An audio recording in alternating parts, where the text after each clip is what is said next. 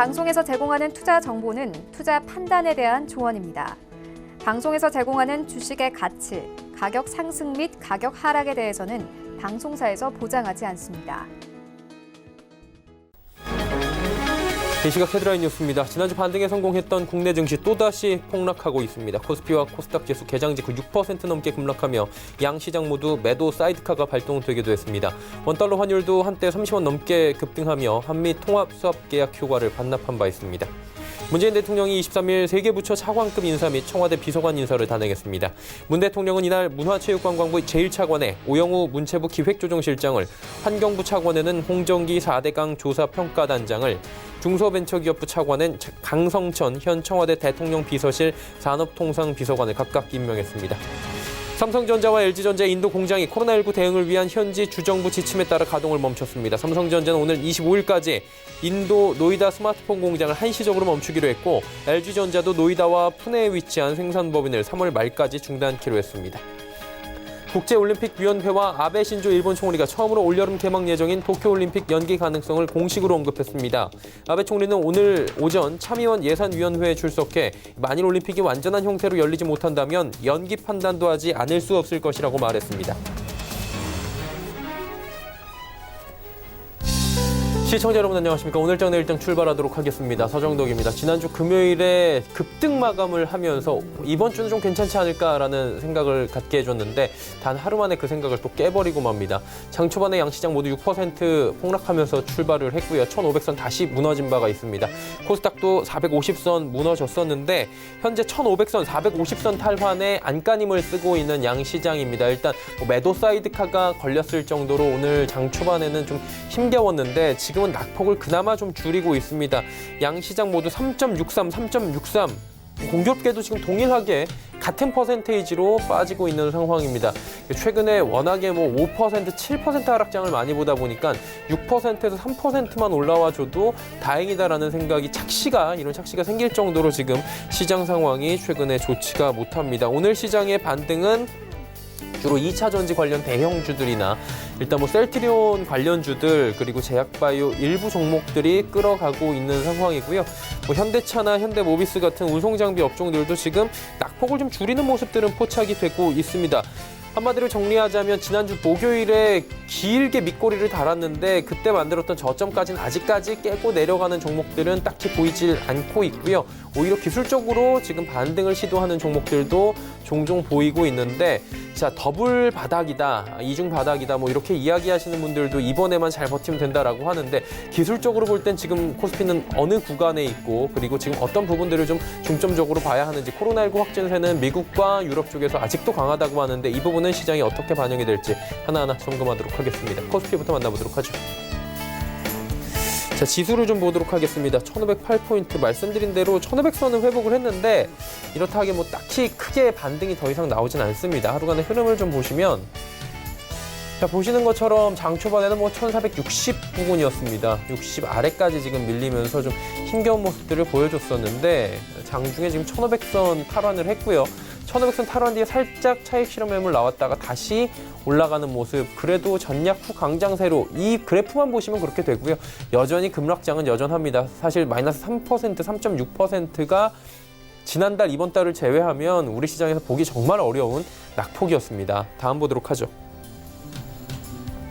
보시면 외국인 기관의 동반 매도로 개인만 사는데 진격의 개인이다라는 얘기가 지금 계속 나오고 있죠. 이 개인들의 매수는 대다수가 사실 삼성전자와 대형 IT 종목 위주로 지금 들어오고 있는데 약관 대출을 받아서 지금 인생의 기회다 하면서 투자하고 있는 개인들의 그런 사연들이 최근에 언론사를 통해서 보도되는 것들을 많이 보실 텐데 그만큼 반대 매매나 신용 매매나 이런 부분들도 지금 주의해야 될 구간이다라고 계속해서 경고음이 나오고 있는 상황이라는 것도 함께 보셔야 될 것 같고요.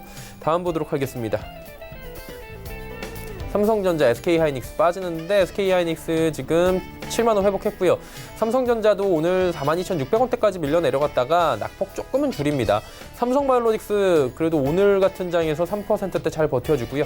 네이버 5% 빠집니다. 지난주 좀 반등에 성공하나 했는데 다시 빠지고 있습니다. 다음 보도록 하죠.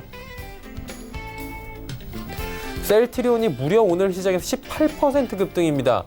어마어마하죠. 지금 보시면 이유가 딱 있습니다. 셀트리온 같은 경우에는 서정진 회장이 오늘 장 끝난 이후에 지난번과 같이 온라인 기자회견을 지금 예고를 한 상황입니다.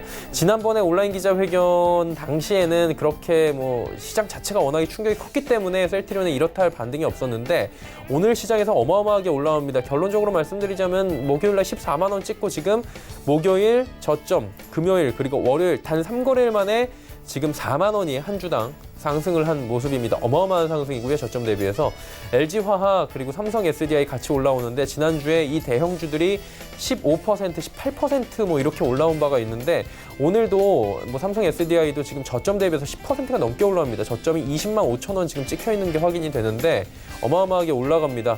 2차 전지 같은 경우에는 워낙에 많이 빠졌고 테슬라 같은 경우에도 지금 반등이 좀 나오고 있다. 나스닥 쪽에서 이런 얘기들 한마디로 올해 주도주였는데 생각보다 너무 많이 빠졌다. 기술적 반등이 좀 나오고 있는 구간이죠. LG생명 같은 경우에는 아쉽게도 오늘 장에서는 110만 원이 밀려 내려갑니다. 현대차 지금 하락하고 있긴 한데 낙폭 많이 줄입니다. 오늘 저점 6만 6천 원대입니다. 다음 보도록 하죠. 삼성물산이 많이 빠지네요. 지금 7만 6천 원대까지 밀리고 SK텔레콤 통신주들도 지금 4%가 밀리네요. 지금 경기 방어주라고 말씀을 누군가가 하는데 약간 무색할 정도로 많이 밀리고 현대모비스도 오늘 12만 원대에서 출발해서 일단은 뭐 일봉상으로는 빨간불이 들어와 있긴 한데 여전히 2%대 약세. NC소프트 다시 강세 보이고요. 시총 많이 올라왔네요. 카카오도 오늘 낙폭이 그렇게 크진 않습니다. 다음 보도록 하죠. 코스닥도 450선은 지키고 있고요. 낙폭 계속해서 조금씩 줄여가고 있는 상황입니다. 다음 보도록 하죠. 자, 보시는 것처럼 지금 많이 올라왔습니다. 저점 대비해서. 다음 보도록 할까요? 근데 지금 수급이 사실 조금 문제인 게 코스닥 같은 경우에 지난주까지만 해도 외국인이 좀 들어오는 모습들이 보였는데 다시 외국인도 빠져나가고 있고요. 개인만이 순매수에 동참을 하고 있다. 이 부분을 좀 보셔야 될 것 같습니다. 개인이 산다고 해서 무조건적인 악재는 아닌데 신용을 쓰거나 이러면 반대 매매에 걸릴 확률도 분명히 있고요. 좋지만은 않다. 이렇게 또 분석이 되고 있죠. 시장에서는 통상적으로. 다음 보도록 하죠. 뭐 전해드린 대로 셀트리온이 어마어마하게 올라오고 오늘은 셀트리온 헬스케어가 3인방 중에서는 제일 적게 올라갑니다. 11% 상승. HLB 그래도 8만 원은 지지를 받고 있고요. 펄어비스, 스튜디오 드래곤, KMW 지금 보시면 스튜디오 드래곤 4위입니다. KMW 5위고요. 여기에 포진을 하던 CJ ENM이 지금 더 밀렸네요. 다음 보도록 하죠. 보시면 CJ ENM이 6% 많이 빠지네요. 그리고 셀트리온 제약이 지금 상한가 진입하면서 시총 8위까지 올라왔고 휴젤, 코미팜도 빠집니다. 다음 보도록 하겠습니다. 보시면 SK머티리얼즈 많이 빠지고요. 이쪽은 뭐 에코프로비엠 장중에 상승 전환하기도 했는데 다시 빠져 내려가고 있는 모습들 보이고요. 리노공업이 그 강세장에서는 많이 올라가고 약세장에서는 좀 덜 빠진다 이런 얘기들을 많이 받고 있습니다. 전반기에 사실 실적 개선이 많이 기대가 됐던 종목이다. 리노공업 이런 얘기들이 많이 나왔는데 최근 장에서도 낙폭이 다른 종목들에 비해서는 좀 적고요. 제넥신 빠지고 있습니다. 다음 보도록 하겠습니다. 환율이 그대로 또 올라오네요. 1279원대까지 올라오면서 33원이나 급등 흐름을 가져가고 있습니다. 금일폰 방송에서 제공해드리는 정보는 투자 판단에 대한 조언일 뿐입니다. 해당 주식의 가치와 수익률을 보장해드리지 않는다는 점 참고해 주시길 바랍니다. 자, 1시 58분 지나고 있고요. 이 시각 특징주 바로 살펴보도록 하겠습니다. 정보경 캐스터입니다. 네, 미국 시장이 흔들리면서 국내 증시도 폭락으로 출발한 월요일 장입니다. 양시장에서 매도 사이드카가 발동한 이후에는 낙폭을 줄여가는 모습인데요. 지금은 코스피, 코스닥 모두 3%대 조정이 나오고 있습니다. 이 시각 이슈 종목들은 어떤 게 있는지 지금부터 만나보시죠. 이 시각 종목 핫3입니다. 한진칼, 삼성증권, 셀트리온 제약이 올라와 있습니다. 오늘 가장 먼저 만나볼 종목은 셀트리온 제약입니다. 코로나19 치료제 간담회를 앞두고 오늘 셀트리온 3사의 주가가 급등하고 있는데요. 셀트리온 제약이 현재는 27%대 올랐고요. 거래가 43,350원입니다. 하루간의 흐름도 확인해 보시죠. 오늘 오전 10시를 앞두고 가파르게 오른 이후에 계속 상승폭 키워가는 모습이고요. 장중 상한가를 기록하기도 했습니다. 서정진 셀트리온 그룹 회장이 오늘 장이 종료된 후에 코로나19 치료제 및 진단키트에 관한 온라인 기자간담회를 진행할 예정입니다. 앞서 서 회장은 지난 12일 있었던 1차 온라인 기자간담회에서 코로나19 치료제를 6개월, 신속 진단 키트를 3개월 안에 개발하겠다는 계획을 발표한 바 있는데요. 오늘 이 같은 소식이 전해지면서 셀트리온, 셀트리온 제약, 셀트리온 헬스케어 이렇게 셀트리온 삼형제의 주가가 모두 동반 급등하는 모습입니다. 다음 종목 만나보시죠. 코로나19로 인해서 증권사들의 실적 악화가 전망되고 있는데요. 이 중에 삼성증권이 오늘 10%가 넘게 내렸습니다. 거래가는 21,300원입니다. 하루간의 흐름도 확인해 보시죠. 오늘 큰 폭으로 하락 출발한 이후에는 계속 횡보하고 있는 모습입니다. 글로벌 증시가 폭락세를 이어가면서 국내 증권주들도 급락하고 있습니다. 지난 19일 코스피 증권업종 지수는 천선이 붕괴되기도 했는데요. 개별 증권주들 역시 최저 수준입니다. 삼성증권이 2018년 4월 배당 사고 때보다도 주가가 더 내려간 모습이고요. 이외에도 미래에셋대우, NH투자증권 등 대부분의 증권주가 폭락하고 있습니다. 하지만 향후 증시가 안정된다면 은행이나 보험사에 비해서 큰 폭의 반등이 가능할 거란 전망도 나오고 있습니다. 오늘의 마지막 특징주 만나보시겠습니다. 폭락장 속에서도 지분 경쟁을 벌이고 있는 한진칼이 급등하고 있는데요. 한진칼 현재 20% 넘게 올랐고요. 거래가 64,400원입니다. 하루간의 흐름도 확인해 보시죠.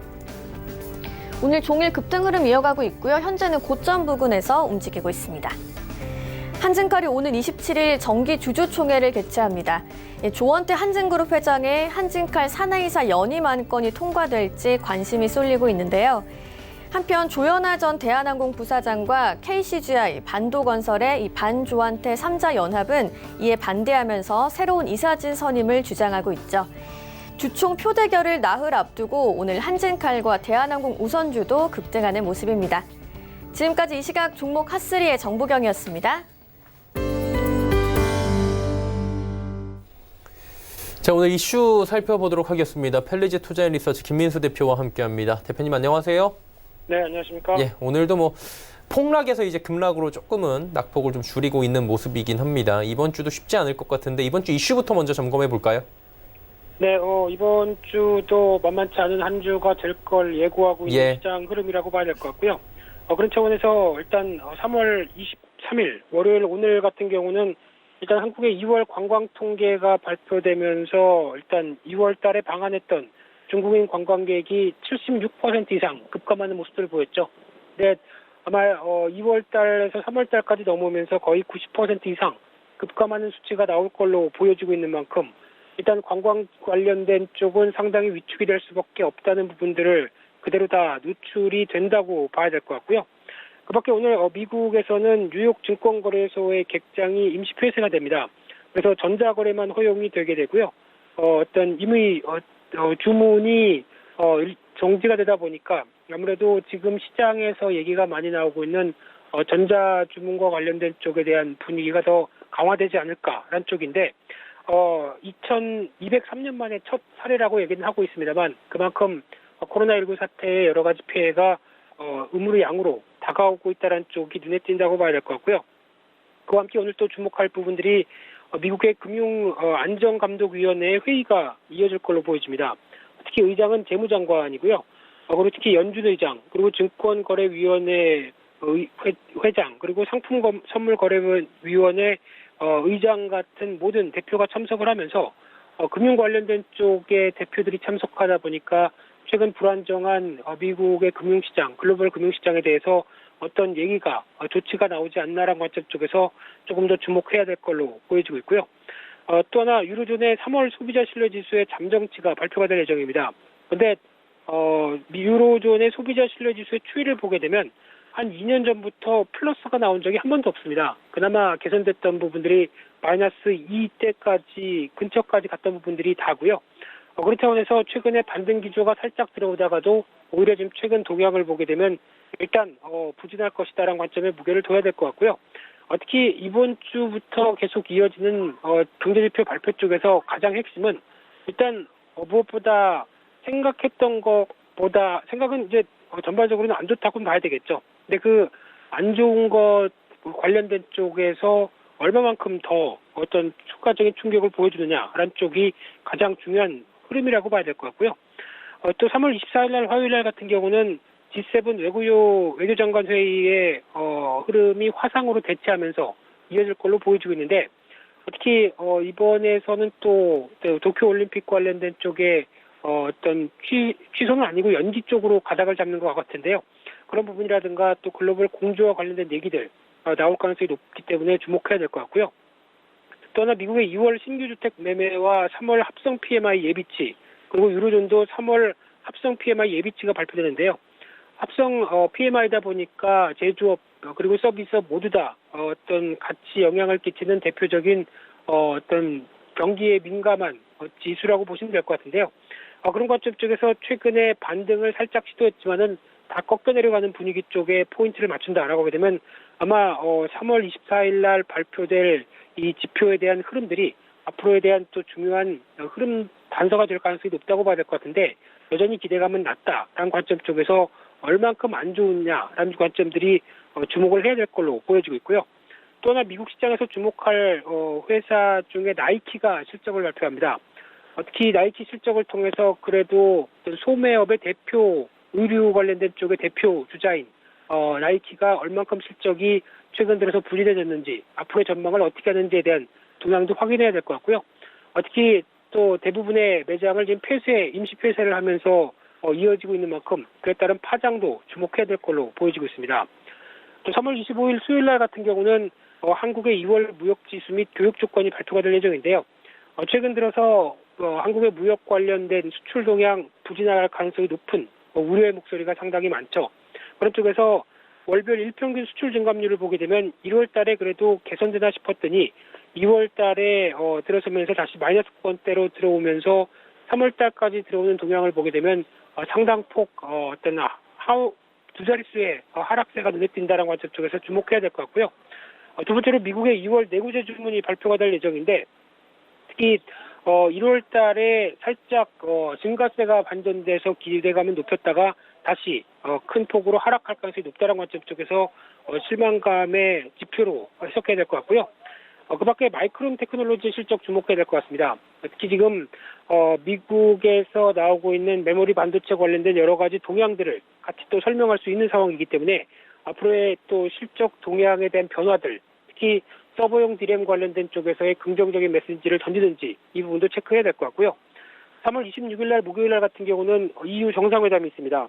지금 심각한 이탈리아, 스페인, 독일 쪽에 여러 가지 확진자 관련된 상황들 계속 어떤 대책이 나오는지 체크해야 될 것 같고요. 그 밖에 미국의 4분기 GDP 확정치 그리고 주간 신규 실업수당 청구 건수인데 고용과 관련돼서 이제 계속 주목해야 될 부분들이 주간 신규 실업수당 청구 건수죠. 이쪽에 대해서 고용에 대한 심각한 변화가 나오는지 체크해야 될 부분들이고요. 그 밖에 독일의 4월 GfK 소비자 신뢰지수 마찬가지로 위축이 심할 걸로 보여지고 있습니다. 마지막으로 3월 27일 날 금요일 날 같은 경우는 한진칼의 주주총회가 이어집니다. 오늘도 주가가 급등하긴 했는데 이에 관점에서 표대 결과 관련된 여러 가지 얘기가 나올 가능성이 높은데 아마 막상 당일날보다는 그 전에 주가는 더 강하게 반응하지 않을까라는 쪽으로 바라보고 있고요. 그 밖에 한국의 3월 소비자 동향조사 그리고 중국의 2월 공업이 미국의 2월 개인소득과 소비지출 모두 다 중요한 지표들로 봐야 되겠죠. 그중에서 미국의 개인소득과 소비지출 관련된 쪽에서 아마 둘 다 상당폭 꺾여 내려가는 모습들이 일단 2월은 아니라고 하더라도 3월 달부터는 감지가 된다는 관점 쪽에서 계속 체크해야 될 미국의 중요한 지표라고 생각되고 있습니다. 예, 이번 주 투자 전략 어렵겠지만 그래도 한번 들어볼까요? 네, 어렵습니다. 지금 예측과 전략 모두 다 힘든 시점이라고 봐야 될 것 같은데요. 근데 하지만 일단 중요한 부분들이 이제 1500선 중심으로 어떤 기점을 만들면서 시장이 움직일 수 있는지의 여부들 확인해야 될 것 같고요. 물론 급락이다 보니까 다른 이제 저가 매수는 들어온다고 하더라도 아무래도 지금 가장 큰 중요한 포인트는 절대적으로 확진자가 안정이 되는 모습들이 나와야 되겠죠. 근데 지금은 아직까지 유럽, 이탈리아를 중심으로 계속 확산되는 모습들이고 이제 미국이 그를 쫓아간다라고 하게 되면 일단 안정이란 단어는 지금 어울리지 않는 상황이라고 봐야 될 것 같고요. 그런 차원에서 글로벌 정부의 경기 부양책은 계속 앞으로도 안 좋은 만큼 반대급부적으로 쏟아져 나올 가능성이 높습니다. 그런 상황 쪽에서 하지만 경기 부양책이 얼만큼 먹힐 것인가에 대한 부분들은 일단 지금 실물 경제 피해가 얼마만큼 받느냐가 더 중요하겠죠. 근데 그와 관련된 부분들이 아직 계산이 안 되고 있는 상황이기 때문에 그에 따른 불확실성, 특히 최근에 발표되는 지표를 통해서 이만큼 안 좋았기 때문에 그 이상의 자금을 쏟아부어서 회복을 하겠다라는 의견들이 나오려고 하게 되면 일단 부양책만 나온다고 해서 지금 당장 모든 게 만사는 아니라고 봐야 될 것 같고요. 그런 어떤 불확실성한 지표 흐름들을 확인하고 그에 따른 여파를 체크하는 게 더 중요하지 않을까 생각되고 있고요. 그런 측면에서 일단 지금 이제 또 하나 체크해야 될 부분들은 국내 시장에서 가장 또 대표적인 위험, 리스크에 관련된 쪽이 환율이라고 봐야 될 것 같고요. 환율 관련돼서 다시 1,300원대가 넘어가기 시작한다. 특히 이번에 통화수합을 체결한 뒤부터도 오히려 1,300원대가 넘어간다라고 하게 되면 여전히 어떤 외환시장의 불안감들은 가중된다라는 관점 쪽에서 바라보고 있고요. 또나 유가도 일단 지금 감산 얘기가 다시 나오긴 하지만 여전히 20달러대 초반에서는 지금 셰일업체 중심의 여러 가지 부진을 설명할 수가 없습니다. 불안감이 계속 나올 수밖에 없기 때문에 유가 동향에 대한 흐름들을 계속 체크해야 될 것 같고요. 따라서 지금은 전략이라고 하는 부분보다는 일단 시장이 안정돼야 되겠죠. 그런 관점 쪽에서 지지권을 확인하는 전략들이 가장 중요하겠다 이렇게 말씀드리겠습니다. 예, 오늘 말씀 여기까지 듣도록 하겠습니다. 고맙습니다. 네, 감사합니다. LG 투자인 리서치 김민수 대표와 함께했고요. 이슈 칼럼 이어갑니다.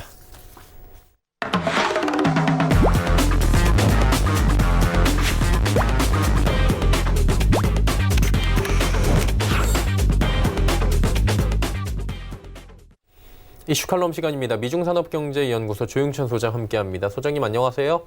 예, 안녕하십니까. 예, 지금 뭐 연준이나 미국 당국이 지금 뭐 엄청난 정책들을 계속 쏟아내고 있지 않습니까? 돈 풀어내고 뭐 CP 매입한다고 하고 뭐 역대급 정책인데 금융시장은 안정을 찾지 못하고 계속해서 롤러코스터예요. 이유가 딱히 있습니까?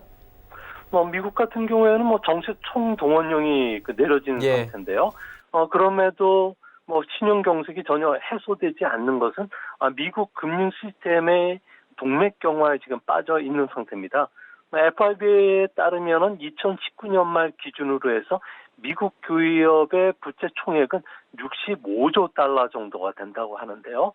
이는 2008년 금융위기 이전에 33조 달러와 비교하면 2배 정도 되는 규모입니다. 문제는 차입한 돈이 주로 M&A라든지 자사주 매입이라는 머니게임에 주로 사용이 되어 왔다는 점이고요. 또 장기 초저금리로 인해서 미국 안의 부채질이 크게 악화가 되고 있다는 겁니다. 보통 트리플 B 이하의 투자 부적격 정크 펀드에 투자하는 ETF 그리고 신용도가 낮은 대출 채권들을 묶어서 만든 대출 담보부 증권 쪽에는 아무래도 금융시장이 상당 부분 유통이 되어 왔는데요. 이런 레버리지 론 같은 경우에는 과거 서브프라임 사태를 촉발시켰던 담보부 증권이죠. CDO와 매우 유사한 흐름을 갖고 있고요. 레버리지 규모가 무려 10배 정도나 된다고 합니다. 이 때문에 이런 펀드들이 개인 투자가 기업 연금, 생명보험, 해외 광범위하게 판매됐는데요. 지금은 과거와 달리 스마트폰에 설치된 앱 하나만 편하게 작동을 한다면 해약이 될 수가 있기 때문에 한순간에 환매 요청이 밀려왔던 건데요. 지금의 신용 경색이 해소되지 않는다면은 이제 운용회사의 파산이 앞으로 일어날 것이고요. 이렇게 되면은 금융기관의 결제 시스템에 장애가 생기면서 CP나 ETF, CLO 같이 이런 파생 상품들을 모아서 만든 이런 상품들 자체가 상당한 파산 위험에 직면할 가능성이 큽니다. 이렇게 되면 자산 버블 붕괴, 금융기관 파산, 세계 자금 흐름의 정체, 경제 충격이라는 회색 코뿔소가 출현할 수가 있게 되는데요. 이 때문에 지난주에는 불안에 질린 사람들이 MSCI 글로벌 지수 같은 경우에는 무려 12% 넘게 하락할 정도로 상당히 자금 확보에 지금 나섰고요. 이 때문에 전 세계적으로 시가총액이 7조 2천 달러까지 감소하는 충격적인 상황이 벌어졌던 것으로 보입니다. 지금 신용경색 방지하지 못하고 있는 상황이다. 뭐 이런 얘기들도 나오고 있어요. 왜 이렇게까지 대규모 자금이 들어가는데도 이런 얘기가 나오는 이유가 따로 있나요? 네, 기업들 같은 경우는 중장기 자금을 공급받는 시장이 회사채 시장이고요. 또 금융기관들 간에 자금을 주고받는 단기 기업 어음 시장이 있습니다. 이 둘 다 모두 꽁꽁 얼어붙으면서 대공황 초기 증세를 보이고 있는데요. 중앙은행 같은 경우에는 과거에는 경제와 물가 안정이 주요 임무였습니다. 지금은 최후의 대출 기능을 유지시키고 윤택한 자금을 계속 공급하면서 경제를 뒷받침하는 쪽으로 바뀌었는데요. 미국에서는 이제 앞으로 뉴욕 은행 같은 경우에는 이런 대출 기능의 조종자 역할을 해왔는데 최근 들어와서 민간 금융기관들 쪽에 파산 위험들이 있고 또 공황에 빠질 가능성이 있기 때문에 리포트 시장 같은 경우는 매일 1조 달러 가까운 자금을 주는데도 불구하고 신용 경색이 전혀 해소되지 않는다는 겁니다. 미국에서는 레버리지론과 관련된 위험성은 작년 가을부터 단기 금융시장의 금리가 급등하는 과정에서 꾸준히 제기가 되어 왔는데요. 레버리지론 같은 경우에는 아무래도 자금의 미스매치 문제, 그러니까 단기 자금을 꾸어서 장기 채권을 사는 형태로 레버리지를 확대시켰는데 이 규모가 무려 자기 조달 자금의 10배나 된다는 겁니다. 이 자금들이 대부분 파생 상품에 투자되어 왔기 때문에 앞으로 그 자산 축소 운동이라든지 버블이 터졌을 경우에는 이 상품들이 투자되어 있는 모든 금융 상품들을 전부 매각을 해야 되기 때문에 세계 경제에도 상당히 큰 영향을 끼칠 수밖에 없는데요. 이와 관련해서는 2008년 금융 위기를 계기로 해서 미국 은행들의 과도한 위험 투자를 막기 위한 볼커를 규제 같은 경우에도 올해 1월 달에 완화하는 결정적인 금융 정책 당국자들의 실책을 범했습니다. 그래서 이번 금융위기는 미국의 은행들 그리고 FRB 행정부의 도덕적 해이가 부른 인재이기 때문에 아무래도 이런 문제가 정상화되기까지는 좀 긴 시간이 걸릴 것으로 보여지고요. 지금은 1차 쇼크라면은 앞으로 2차, 3차 쇼크 같은 경우에도 언제든 도사릴 수가 있기 때문에 확실하게 이번 조치를 빨리 마무리 짓는 게 가장 중요한 그 문제가 될 것으로 보여집니다. 그리고 중국 쪽 지금 집계를 좀 봐야 되는 게 신규 확진자 없다고까지 지금 나오고 있는 상황입니다. 그렇다면 뭐 말 그대로 종식인 건데 이거 진짜입니까? 네, 중국에서 그 우한에 파견됐던 의료진뿐만 아니라 4만 명의 지원팀들 같은 경우에는 현재 각자 고향으로 모두 돌아갔다고 하는데요. 새로운 환자가 발생되지는 않았지만 베이징시조차도 폐쇄령이 지금 완전히 풀려져 있는 상태는 아닙니다. 내부 고발자들에 따르면 상부에서 신규 감염자를 한 명이라도 올리지 말라는 지시가 떨어졌다고 하고요. 감염자를 발표하면은 즉시 처분 조치를 내리겠다고 지시했다고 합니다. 또한 홍콩 쪽에서는 감염자 4만 3천 명 이상이 무증상을 이유로 해서 통계에서 제외됐다는 보고서까지 지금 나오고 있는데요. 이 때문에 신규 감염자 은폐가 지금 광범위하게 진행이 되고 있기 때문에 3월 말까지 중국에서는 학교 등교라든지 농민공들이 공장으로 돌아가는 것은 무리지 않을까 보여집니다. 병원도 거의 지금 폐쇄된 상태고요. 슈퍼나 쇼핑센터 같은 경우에는 체온 측정을 지금 요구하는 것만 보더라도 6월 이전에 중국에서 실질적인 코로나 바이러스 종식되기는 상당히 좀 어렵지 않나 이렇게 보여집니다. 그렇다면 지금 신규 감염자 수가 중국 발표대로 제로라는 종식 단계에 들어갔다면 경제 활동은 언제쯤 정상 단계가 되는 겁니까? 네, 중국에서는 각 성별로 공업 부분의 조업률을 보면은 현재 80% 수준인데요. 하지만 현재 공업 지역이 발달된 장수성, 광둥성, 상둥성 같은 경우에는 전혀 조업률이 올라가지를 못하고 있습니다. 아무래도 지금 공장 가동을 하면 할수록 코로나 바이러스에 감염될 확률이 높기 때문에 그런데요. 이 때문에 중소기업들 같은 경우에는 3개월 이내 현금 고갈로 인해서 파산할 것이라고 예고한 중소기업들이 상당히 많습니다. 이제 앞으로 중소기업들이 부도가 나면은 실업률뿐만 아니라 물가도 공공행진이 계속이 될 수밖에 없고요. 부실 채권이 계속 늘어날 수가 있기 때문에 중국 정부의 고민도 상당히 깊어지는데요. 이 때문에 아무래도 통계 조작을 통해서 감염자 수가 적다고 하면 해외 투자가들의 그 자금 유입이 있을 거로 예상을 했기 때문에 이런 조치를 내리지 않았나 보여지는데요. 결국 올해 2분기까지는 중국의 경제가 정상궤도에 올라오기 상당히 힘들다는 점에서 1분기는 큰 폭의 마이너스 성장하는데요. 국제투자은행들 같은 경우에는 7% 마이너스에서 많게는 한 11%까지 1분기 하락하고요. 또 2분기는 좀 반등을 하겠지만 마이너스에서는 돌아서기는 상당히 힘들 거로 보고 있습니다. 결국 3분기부터는 좀 플러스 회복이 될 가능성이 크지만 이렇게 보더라도 올해 전체적으로는 마이너스 1에서 플러스 1% 내에 아주 저성장을 기록하지 않을까 보입니다. 네. 1, 2월 중국 경제 지표 보니까 지금 뭐 1분기 성장률 두 자릿수 마이너스 기록하는 거 아닌가 이런 얘기들 나오는데 어떻습니까? 네, 그 3월 중순인데요. 지금 예. 뭐 돈이라든지 상품, 사람의 흐름이 급격히 브레이크가 걸려져 있는 상태입니다. 이 때문에 1분기뿐만 아니라 2분기에도 경제 활동 정상화를 전혀 기대할 수 없는 상황이기 때문에 경기 감소는 피할 수가 없게 될 것으로 보여지는데요.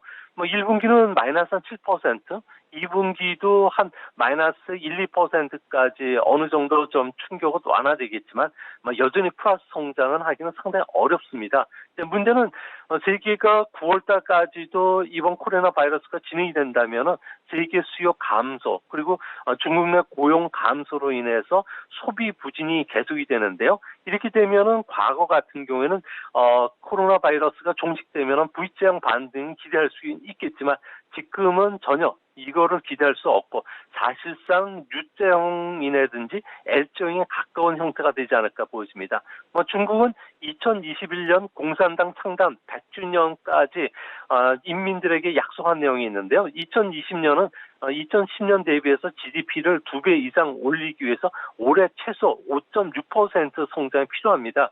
팬데믹 쇼크로 인해서 공약 달성이 불가능해졌지만 하반기에는 성장률을 반등시켜서 유종의 미를 거두려 할 것으로 보여지는데요. 이 때문에 하반기를 대비해서 지금은 본격적인 경기 부양책과 관련해서 어떤 정책의 효과를 볼 수 있느냐를 지금 검토하면서 곧 내놓을 것으로 보여지고요. 이 때문에 올해 전체적으로 중국의 GDP 성장률은 한 1.5% 정도 달성되지 않을까 보여집니다. 중국 정부는 이제 V자 경기 반등을 위해서 여러 가지 또 부양책을 꺼낼 텐데 어떤 것들이 좀 나올 것으로 예측이 됩니까? 네, 중국 같은 경우에는 1, 2월 달 경제 지표를 성장률로 환산하면은 두 자릿수 마이너스 성장을 기록했는데요. 이 때문에 대규모 투자 확대 정책을 준비를 하라고 지금 지시가 내려져 있는 상태입니다. 중국에서는 신형 인프라 투자를 준비한다는 이야기들이 나오고 있는데요. 무려 34조 유엔 규모로 진행이 된다고 합니다. 5G 데이터 센터와 같은 차세대 디지털 인프라를 까는 사업에 집중적으로 투자되고요. 또 한 가지는 초고압 송전망 건설을 좀 더 앞당길 것이라고 합니다. 이뿐만 아니라 전기 자동차 충전소 정비도 더 일찍 앞당기고요. 도시간 고속철도도 지금 빠르게 진행이 될 예정으로 있다고 합니다. 이를 위해서 대규모 자금 지원뿐만 아니라 재정 지출 확대도 지금 논의가 되고 있고요. 금융 완화도 좀 장기화될 가능성이 큽니다. 기업과 개인들에 대한 기부 활동을 통해서 자금 조달을 할 계획으로 있다고 하는데요. 이 때문에 아무래도 돈을 많이 갖고 있는 민영 기업뿐만 아니라 공공기업들 같은 경우에도 많은 자금을 각출해야 되는 상황이라고 합니다. 중국은 경기 하락을 했을 경우에는 보이는 손인 중국 정부가 직접 나눠서 수요와 공급을 창출해줬는데요. 만도 초차라고 해서 커브길에서 속도를 올리는 정책, 그리고 등록 환절화 그래서 세 장의 새가 울지 않으면 다음 새를 또 집어넣어서 또 울게 만드는 이런 정책을 과거에도 펴왔습니다. 이번에도 이것을 답습하면서 다른 나라의 산업들을 추월하는 정책을 쓰는데요. 특히 5G 투자와 관련해서는 2025년 말까지 5G 누적 상상과 관련해서는 직접적인 경제 효과는 3조 4천억 위안, 그리고 간접적 경제 효과는 6조 2천억 위안 정도를 끌어올리는 총 9조 6천억 위안 정도에 달하는 사업들을 조기에 집행하려고 지금 준비를 하고 있다고 합니다. 중국 같은 경우에는 코로나19 관련해서 음모론 지금 제기하면서 미국하고 각 지금 세우고 있거든요. 갑작스럽게 이렇게 지금 태세 전환이 됐는데 왜 그러는 걸까요? 네, 중국 같은 경우에는 코로나 바이러스를 우한에 퍼뜨린 것은 지난 10월 우한에서 개최된 세계 군인 체육대회에 참가한 미군들이 반입했다는 음모론을 제기하고 있는데요. 자신들은 희생자일 뿐 절대로 우한 바이러스 연구소에서 실수로 유출된 것이 아니라는 책임 회피를 한 것으로 보여지고요. 또한 시진핑 지도부의 초기 대응 실패, 또 정보 은폐가 팬데믹을 초래시켰다는 국내 비판을 피하려는 의도가 아닌가 보여집니다. 특히 코로나가 종식된 뒤 세계 각국은 중국 책임론이죠. 조기에 심각성을 알리지 않았다는 점, 그리고 은폐했다는 것을 가지고 최대 30경 원 정도에 달하는 천문학적인 피해 소송을 걸 가능성이 큰데요. 이 때문에 중국 같은 경우는 미리 선수를 치기 위해서 현재 이런 정책을 쓴 것은 아닌가 보여집니다. 중국은 발생지 중국, 그리고 초동 대응 지원이라는 오명을 지키기 위해서 오리발 내밀기는 물론이고 앞으로 각국의 의료 지원 물자나 기술 제공을 통해서 국제사회로부터 비판을 미연에 방지하려는 적극적인 정책을 쓰고 국제 여론전 그리고 각국 TV에 이런 부분들을 정책적으로 홍보하는 그 역량을 무척 강화시킬 것이라고 합니다. 그리고 지금 문제가 이탈리아 쪽 아니겠습니까? 지금 어마어마합니다. 중국을 사망자 수로 추월을 했다고 하는데 이탈리아가 지금 계속해서 이렇게 되는 이유가 있습니까? 네, 단기간에 이탈리아에서 사망자가 급증한 것은 아무래도 인구 고령화도 원인이 있지만 가장 중요한 것은 초기 진단 검사로 많은 병원으로 사람이 몰렸는데요. 이 때문에 의료 현장의 과부하로 인해서 의료 체계가 붕괴가 됐습니다. 이로 인해서 병원 내 감염이 지금 확산이 됐던 것이고요. 두 번째로는 이탈리아 특유의 사회적 환경이 감염자를 부추겼다고 합니다. 유럽위원회 조사에 따르면 이탈리아는 가족과 친지와의 교류가 유독 다른 나라보다 상당히 높습니다. 매주 만나는 사람이 60% 이상이 된다고 하는데요. 당연히 악수나 포옹이 일반화되면서 접촉성 감염이 쉽게 일어나는 구조라는 겁니다. 또 한 가지는 의료 체계가 서유럽 국가에 비해서 상당히 취약합니다. 보통 GDP 대비해서 의료 지출이 얼마냐, 그리고 1인당 병상 수가 어느 규모냐를 보고서 판단하는데요. 자가격리도 잘 지켜지지 않는 상태에서 이런 의료 체제의 그 취약성이 가장 큰 원인이 되지 않았나 보여집니다. 최근 들어와서 유독이 이탈리아 쪽에서 사망자가 급증하는 것은 남북 간 경제적 격차가 상당히 크기 때문입니다. 지금까지는 의료 시스템이 발달된 북부 지역을 중심으로 해서 일어났지만 지금은 의료 시스템이 취약한 남부 지역으로 감염자 수가 확대가 되고 있기 때문에 앞으로 사망률은 더 빠르게 올라갈 가능성이 클 것으로 보여집니다. 예. 그럼 이제 이탈리아 경제에도 굉장히 지금 악재가 되고 있는데 앞으로 어떤 영향을 줄 것으로 보입니까? 네, 지금 이탈리아 같은 경우는 이동 제한이 전국적으로 시행되고 있고요. 이 때문에 생산 활동 중단이 되고 있습니다. 이탈리아의 주요 산업인 관광, 소매, 외식, 패션, 섬유 쪽은 지금 치명상을 입은 상태고요. 또한 피아토와 같은 대형 제조업체도 많은데 보통 그 전체 고용자 수의 95%를 차지하는 게 10명 이하의 중소기업 그리고 영세기업입니다. 이 모두 가족 경영을 많이 하고 있는데요. 이 때문에 클러스터 감염이 이탈리아 경제에 지금 치명타를 입히고 있다고 합니다. 이탈리아 제조업체 같은 경우는 최종 제품을 만드는 기업이 35%고요. 하청업체가 65% 구성을 하고 있다고 합니다. 하청 기업의 70%는 독일이나 프랑스, 스페인에 부품을 수출하는 기업이 대부분인데요. 유럽 분유업 체제 안에서 공급망 역할을 맡아왔던 이탈리아이기 때문에 남부보다 북부 지역에 이번에 발생이 됐다는 점이 아무래도 가장 큰 영향을 끼치지 않을까 보입니다. 이탈리아 공공부채는 GDP 대비해서 130% 정도 되는데요. 안정성장협약이라고 하는 SGP가 정한 EU의 재정 규칙이 60% 이내라는 점에서 앞으로는 그 이탈리아에 대한 국제 신용 등급도 트리플 B에서 그리스와 같이 더블 B 정도의 투기 등급으로 떨어질 가능성이 큰데요. 벌써 이탈리아의 그 CDS 프리미엄이 184로 신용 등급이 같은 포르투갈보다 더 낮고요. 투기 등급 그리스 정도까지 떨어졌기 때문에 이탈리아 경제 같은 경우에는 한두 해 마이너스 성장에서 벗어나기는 상당히 힘든 그런 여건이 될 것으로 보여집니다. 예, 이탈리아 얘기까지 들어봤고요. 오늘 말씀 여기까지 듣도록 하겠습니다. 고맙습니다. 예, 감사합니다. 위중산업경제연구소 조용찬 소장과 함께했고요. 이제 종목 이야기 바로 출발합니다.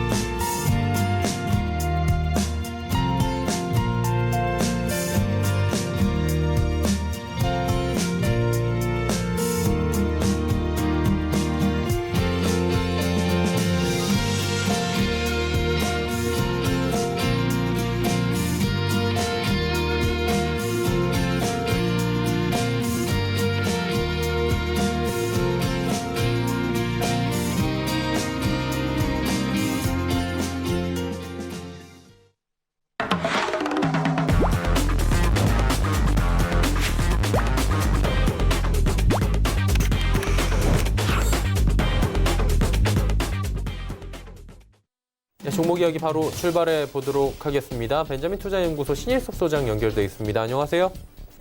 예, 안녕하세요. 예, 오늘 시장 상황도 지금 3%대까지 낙폭 줄였다가 다시 낙폭 커지고 있고요. 좋지 않은데 종목 이야기 조심스럽지만 한번 나눠볼까요? 네, 조심스러운 지가 몇 주가 된 것 같습니다. 예. 지금 시장은 계속 얘기를 들었지만 지금 낙폭이 과하다고 해도 그게 바로 급브레이크가 밟힌 다음에 역주행을 할 수 있는 상황이 아니고요. 그 시장의 원리는 다 똑같아요. 세상의 원리랑. 그 자동차가 달리다가 급브레이크를 밟은 다음에 바로 후진을 해가지고 시속 100km로 역으로 갈 수가 있나요? 절대 그런 얘기는 나오지가 않아요. 그래서 지금 급브레이크를 밟는다고 해도 역주행을 할 동력이 없고요. 급브레이크가 밟히기도 어려워요. 그러니까 급브레이크가 밟히기가 어려운 게 저 정도 낙폭으로 급속 직화를 하게 되다 보면 그 브레이크가 고장나요. 그래서 이제 관성의 법칙에 따라서 이제 계속 내려가는 거죠. 그리고 거기에 이제 여러 가지 이유를 붙이는 거예요. 이제 코로나가 더 확산이 되니 뭐니 하는데 지금 일단 기술적인 모습상으로는 계속 관성의 법칙에 따라 떨어지는 거고 SK증권에서는 1100까지도 얘기를 하는 있는데 거기에 동조하는 사람들도 굉장히 많은 걸로 알고 있어요. 근데 시장의 지수는 어쩔 수 없고 삼성전자를 정말 개인 투자자들이 지금 엄청나게 많이 사는, 그래서 삼성전자를 그렇게 많이 사는 게 괜찮냐 하는 뷰로 쓰는 기사 밑에는 또 그러면은 우리 개인들 보고 어쩌란 말이냐. 그러니까 개인들이 작은 종목 살 때는 뭐라고 우량주 안 사고 왜 그런 거 하느냐고 해놓고 또 삼성전자 같은 최우량주를 사니까 또 그러냐. 그럼 개인들은 도대체 어떻게 하라는 얘기고 그럼 주식을 하지 말라는 얘기냐. 이런 그냥 원성이 지금 주식시장이 워낙 안 좋기 때문에 원성이 높아요. 그리고 부동산 투자는 금액이 커가지고 지금 청년들이 돈을 들고 주식을 하러 가고 50, 60대들은 지금 직장이 다 없어져서 퇴직금으로 주식을 하러 가고, 그러니까 20대부터 60대까지 지금 개인들 계좌를 엄청나게 많이 개설을 하면서 주식시장에 다 뛰어들어서 이제 가장 우리나라에서 잘 나가는 주식이라고 하니까 삼성전자를 사는 건데, 그런데 어쨌든 단기적으로 안 좋기는 할 거예요. 삼성전자의 개인 매수가 엄청나게 모였다는 거는 거기서 바로 올려줄 리가 막무하기 때문에. 하지만 그때 말씀드린 대로 신용미수 같은 그런 시간 제한이 있는 싸움을 하게 될 경우에는 실패하지만 시간을 길게 두고 그걸 녹여가는, 성장성을 거기다 녹여가는 투자를 같이 하면은 괜찮지 않을까 그런 생각이 들어요. 그래서 우리는 일주일마다 한 번씩 하기 때문에 약간의 그 변동성이 있어야지, 폭이 있어야지 이득을 먹을 수가 있잖아요. 그래서 제가 삼성전자를 안 좋아해서 안 가져오는 건 아니고, 지금 오늘 첫 번째 종목은 SV 인베스트먼트입니다. 이게 이뮨메드 지분 9.29% 가지고 있고 마크로젠 지분 4.5% 보유를 하고 있어서 지금 그래서 움직이는 거거든요. 이뮨메드가 지금 개발하는 신약 후보 물질 중에 코로나19 치료제로 지금 말기 환자에게 투여를 해볼 수 있는 그 허락이 났고, 그래서 이제 뭐 오늘 장 끝나고는 지금 셀트리온의 발표가 지금 있죠.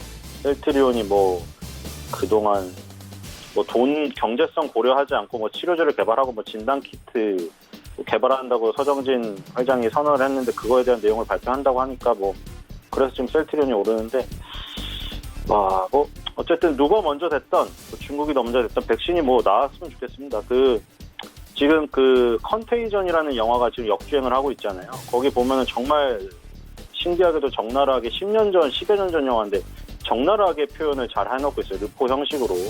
지금 똑같이 진행이 되고 있거든요. 전 세계로 확산이 된 다음에 그 와중에 빨리 희생을 감수하고라도 개발을 해야 돼요. 백신을 빨리 개발하지 않고 그 전처럼 무슨 임상 단계를 제대로 다 거치고 뭐 승인하고 허가나고 이러면 사람 다 죽어요. 그러니까 지금 누구라도 빨리 패스트트랙 개념으로 개발을 해야 됩니다. 그중에 이뮨메드도 지금 이제 들어있기 때문에 SV 인베스트먼트가 움직이는 거고 게다가 마크로젠도 지금 뭐 그 시젠과 함께 뭐 진단키트 쪽으로 해서 또 부각이 되니까 마침 SV 인베스트먼트가 이런 회사에 투자를 해놨어요. 그러니까 이런 회사에 마침 우연히 투자한 건 아니고 바이오 업종에 투자를 하겠다고 하니까 이쪽에 투자를 해놨는데 이제 여기가 부각이 된 거죠. 이 SV 인베스트먼트가 2016년에 그 이뮨메드 핑거라는 회사에 40억 원을 신규 투자했는데 이 종목은 또 핀테크 종목이에요. 그러니까 SV 인베스트먼트가 투자회사, 엔젤 투자회사인데 뭐 바이오, 핀테크, 인공지능 이런 미래의 산업에 투자를 주로 한 거예요. 주로 했는데 그 씨앗 뿌려놓은 데다가 마침 물이 떨어졌건 뭐가 떨어졌건 꽃잎이 피울 수 있는 상황이 된 거죠, 지금. 그래서 뜨는 건데 핑거는 또 국내 은행들의 모바일 뱅킹 구축을 돕는 핀테크 기업이에요. 이 핑거의 자회사가 또 개인 간 대출, 뭐 지금 뭐 부실 얘기도 많이 나오고 있지만 P2P 대출 여러분들 많이 받으실 거예요.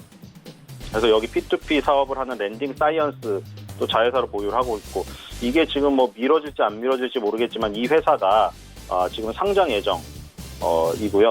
그래서 이런 것 때문에 지금 부각이 되고 있으니까 한번 보시면 될 것 같습니다. 손절가 2,600원, 목표가 3,000원입니다. 두 번째는 동서입니다. 동서가 카누에 콜롬비아, 과테말라, 코스타리카 요쪽에 커피 종류가 많잖아요. 요쪽에 고품질 원두들을 로스팅하고 블렌딩해서 신제품을 출시하고 뭐 은둔형 기업이라고 욕을 먹지만 왜 보고서도 잘 안 나오고 이러는 이유가 회사에서 자료를 잘 안 줘요. 근데 뭐 마케팅을 열심히 하고 있어요. 지난 7월 달에 강원도 양양의 서피비치 팝업 카페, 카누 비치 카페도 열었고 그리고 11월 달에는 카누 라떼 신제품 발매비 기념으로 팝업 카페, 카누 스위트 카페도 오픈했고 마케팅팀은 열심히 뭐 마케팅을 하는 것 같아요. 회사의 내부적인 걸 잘 안 보여줘서 그렇지. 그래서 지금 동서가 엄청나게 많이 빠져 있거든요. 그래서 지금 뭐 식품주들을 이렇게 많이 빠진 가운데 좀 주워야 되지 않나 그런 생각이 들고요. 손절가 14,500원, 목표가 2만 원입니다. 세 번째는 제테마입니다. 제테마는 상장된 지 얼마 안 됐는데 보톡스 사업 국내 임상 1, 2상이 진행 중인 가운데 상장을 했어요. 상반기 내에 식약처 물질 GMP 승인 수출허가 이거 기대를 하고 있고 보톡스를 지금 임상 1, 2상 중인데 원래는 필러 전문 업체입니다. 필러랑 보톡스는 원래 그 두 개 패키지로 맞는 경우가 많기 때문에 이렇게 사업을 하는데 EPTQ라는 브랜드로 해외 16개국에 수출하고 있어요.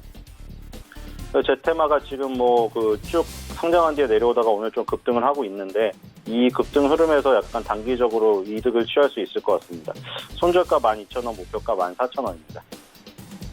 네, 제테마까지 들어봤고요. 지난주에 삼양식품 단기 접근했는데 어땠는지 궁금하고 함께 이번 주 단기 접근 그래도 좀 조심스럽게 볼 만한 게 있다면 짚어주시겠어요? 네, 삼양식품 뜨끈이 구워지는 불닭이라고 했는데 점점 이제 불닭볶음면은 뜨끈이 구워지면서 세계 시장으로 진출이 더 활발해질 거기 때문에 계속 보시면 될 것 같고요.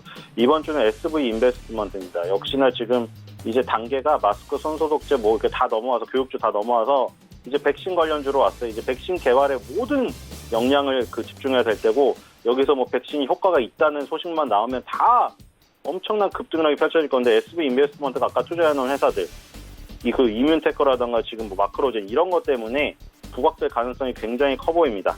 그래서 코로나 핑계를 대면서 핑거 올리고 핑거라는 자회사도 핀테크 기업이기 때문에 이런 여러 가지 요소들이 복합되어 있어서 움직이기 쉬운 그 먹잇감 이슈가 많이 걸려 있다. 그래서 이런 걸려 있는 것들이 단기적으로 여러분들이 좋아하시는 변동성이 나와요. 그래서 이번 주 단기 추천으로 SV 인베스트먼트를 선정했습니다. 네, 단기 추천 종목들까지 들어봤고요. 오늘 말씀은 여기까지 듣도록 하겠습니다. 고맙습니다. 네, 감사합니다. 신일섭 소장과 이야기 나눠봤고요. 내일의 종목 330 바로 이어집니다.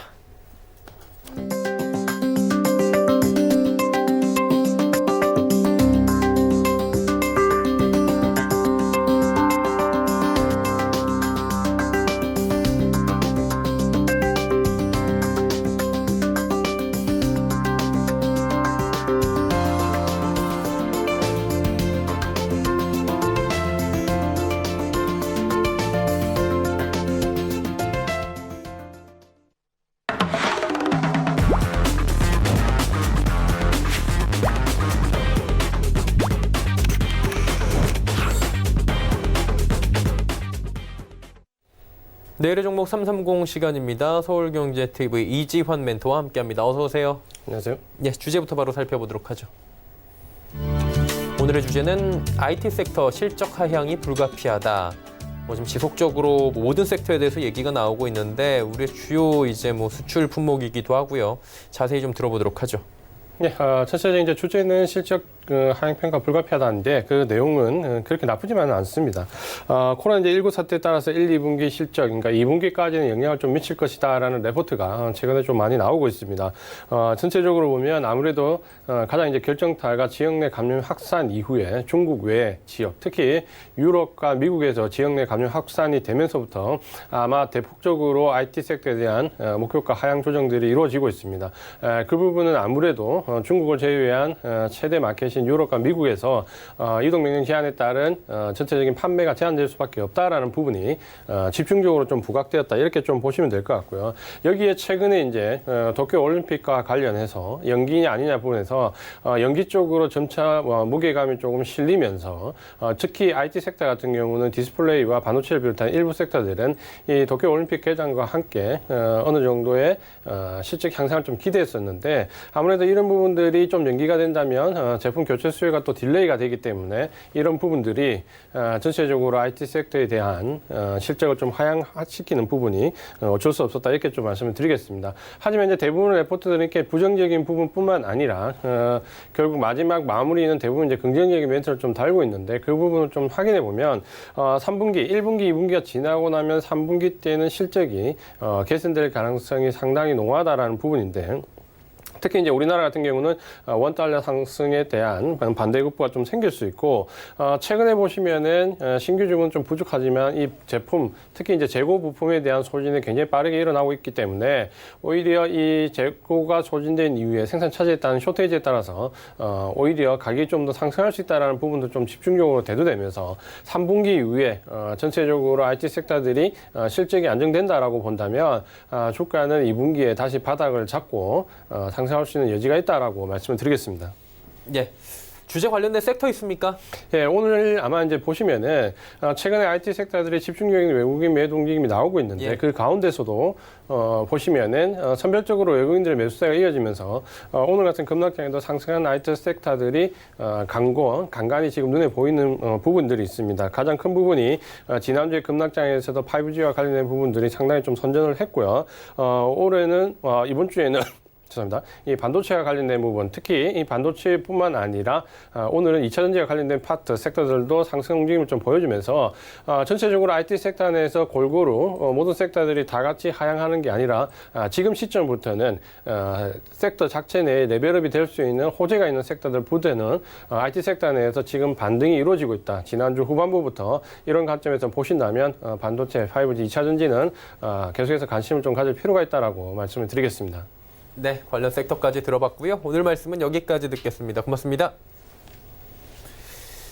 금일본 방송에서 제공해드린 정보는 투자 판단에 대한 조언이었습니다. 해당 주식의 가치와 수익률 보장해드리지 않는다는 점 참고해 주시길 바랍니다. 저희가 준비한 소식은 여기까지입니다. 잠시 뒤에는 마감 임박 60분의 승부 이어집니다. 채널 고정해 주시길 바랍니다. 고맙습니다.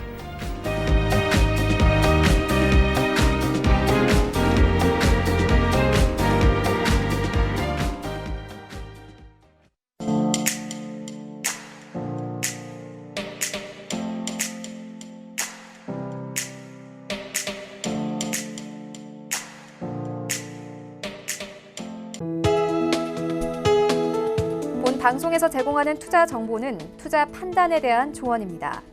방송에서 제공하는 주식의 가치, 가격 상승 및 가격 하락에 대해서는 방송사에서 보장하지 않습니다.